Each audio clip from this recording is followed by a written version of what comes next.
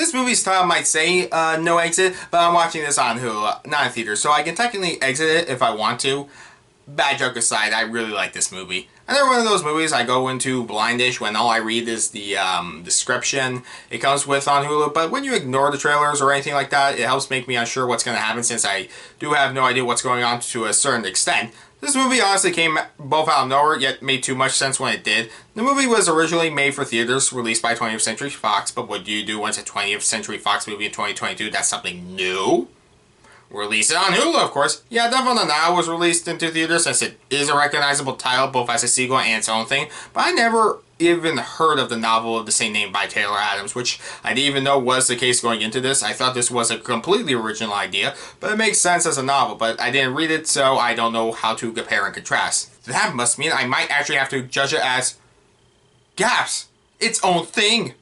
Going back, though, to what I said about 20th Century Fox movies in 2022, after I saw this as an upcoming movie, and I did watch the trailer for Fresh for March 4th on Hulu too, which comes out the same day as Batman, so hopefully I'll review both movies, alongside movie slate for HBO Max and other examples, and yada yada yada. Anything that might be something original or new that might be risky for theaters by major companies will be exclusive to their streaming services.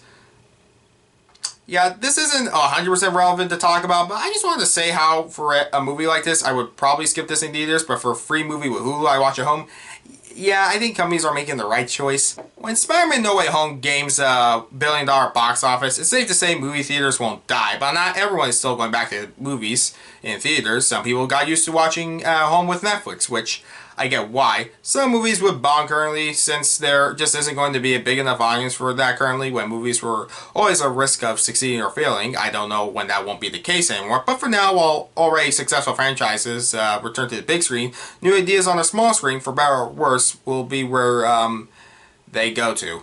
So this is a review of No Exit, so I should talk about that. Sorry for wasting time. Like I said, based on the book of the same name, with a screenplay by Andrew Barber and Gabriel Ferrari, and directed by Damien Power, and a list of mostly no-name actors. As in, I didn't know who any of these people were, but then I googled it, and one of these people was from 24, so, sorry for my ignorance. Yeah, this would probably bomb the theaters, but going back to what I was saying, yes, from these people comes a thriller about a bunch of strangers stuck in a remote location in a snowstorm, where one of them might not be who they say to be. If you truly want to go into this blind, stop reading this now, or watching this now. You know, I write this like it's a written review.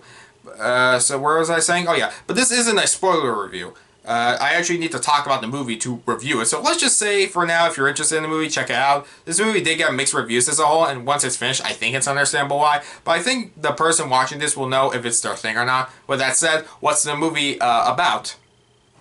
The main character in the movie is Darby Thorne, played by Havana Rose Liu, who is a recovering junkie in rehab where she doesn't take it as seriously as others, but things change suddenly when she gets a call from the hospital that her mother had a brain aneurysm, and since she isn't allowed to leave and might not be even welcomed by her family, she makes the choice to break out of rehab, steal a car, and get to the hospital. She'll drive all the way to Salt Lake City in time, which when I'm told that the hospital is in Salt Lake City and her current location is Sacramento, yeah, I knew that would be way too far because, well, do I have to elaborate? It sounded obvious to me even before I looked it up. But things don't go as planned. On our way, there is a snowstorm which occurs leads to the road being closed, and at the persistence of a cop, she stays the night in a visitor center with 4 complete strangers. There's Ed, played by Denis Haybert, Sandi, played by Dale Dickey, Ash, played by Danny Ramirez, and Lars, played by David Ryshadi. I'm terrible at pronouncing names. We've all seen fine enough, albeit a bit strange, but it suddenly becomes a whole lot worse when Darby tries to go outside to get a signal alarm from him. She sees a little girl, played by Mila Harris, tied up and duct taped in a van. Not sure what to do, not knowing whose van it is, so she's unsure who she can trust, and with the snowstorm leaving her stuck for the night with 4 possible kidnappers, Darby will have to use her wits to make every second count on how to save the girl and figure out who did it. What I like about the movie is that it's both smarter and dumber than it should be. I think where it falls flat for many is the characters, the main one at least. I saw this movie categorized by many as a poker movie or something you just watch for entertainment's sake and not deep characters or story, which out of all movies I've seen recently, and this was before I saw the Uncharted movie, so stay tuned for that review.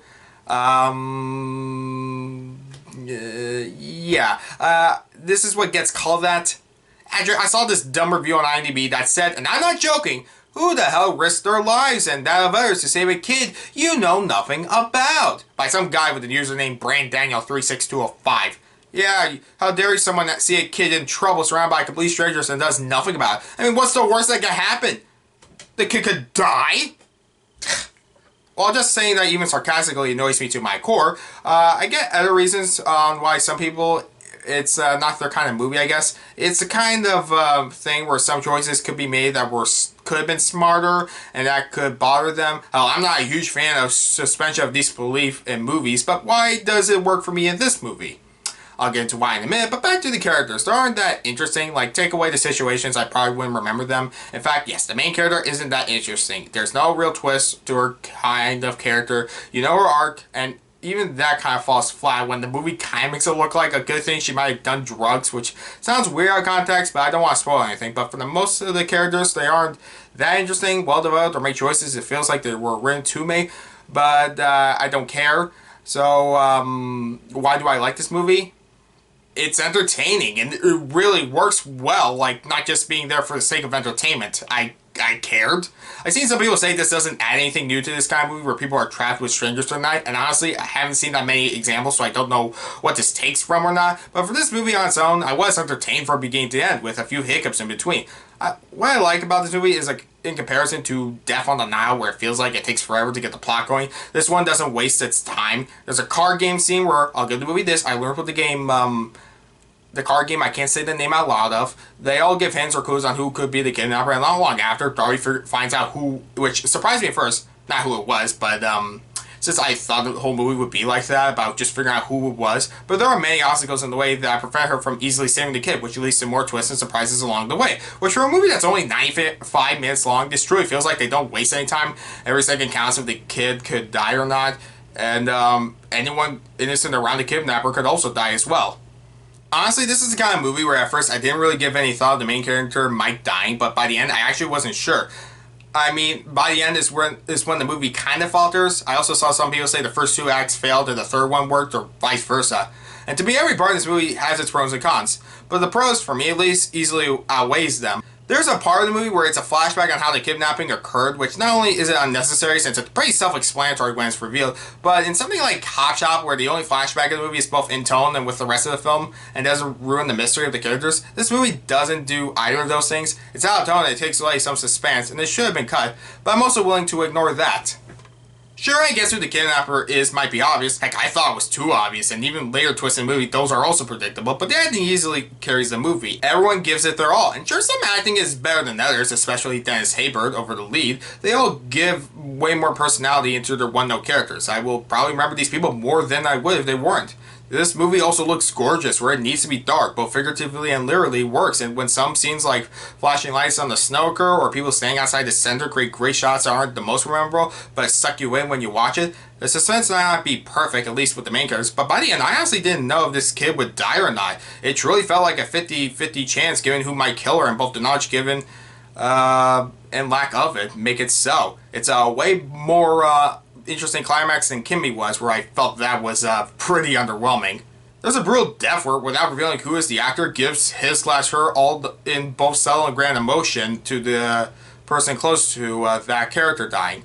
I love movies where less is more, simple yet complex, and I can't say for what this movie does right, this makes this phenomenal. This is the kind of story where some characters make dumb choices when they shouldn't, but it's also the kind of movie where if you are willing to ignore that, you will enjoy it. I don't have a preference of when suspension of disbelief in a movie gets in the way or not, so for me, it works here. And if it doesn't work for others, I understand. I really like the execution, the performances. A lot of the shots looked great, and even some sad moments where I wasn't crying, but I did feel bad. I see movies that have done more, did more, and so forth. But also I see movies that have done less, like Uncharted. So yeah, also keep in mind when I do that review. I'm just saying this now because I'm very late for the Uncharted review. But going back to this review, I honestly can't say this will be a hidden gem either even in the future, because honestly I don't know if I watch it again. And Hulu does have better thriller films like Run from 2020 where there are some plot holes, but every character makes smart choices, so it makes it both smarter than this movie, yet still suspenseful at the same time. Regardless of other movies to compare and contrast with, this movie has what it takes to be on a Hulu original film where it earns its R rating, doesn't overstay its welcome. I can also see for myself maybe rewatch it again in the future, but I can't say for certain. I mean, I don't know. yeah, I don't think I'll forget about this as much as other people. I really do recommend No Exit, since I guess as someone who watched this late at night at home, it works in that context, and I probably skip it in theaters, mostly because of personal reasons for the latter. I can simply say, for some people, you might not want to enter inside the film, but those who stay might find out they don't want to exit it for what's good about it to stay for. I give No Exit an 8 out of 10. I think I was going to I feel like I should give this a 7.5 out of 10, but you know what, I feel generous. Especially, in comparison to Uncharted. Stay tuned for that review.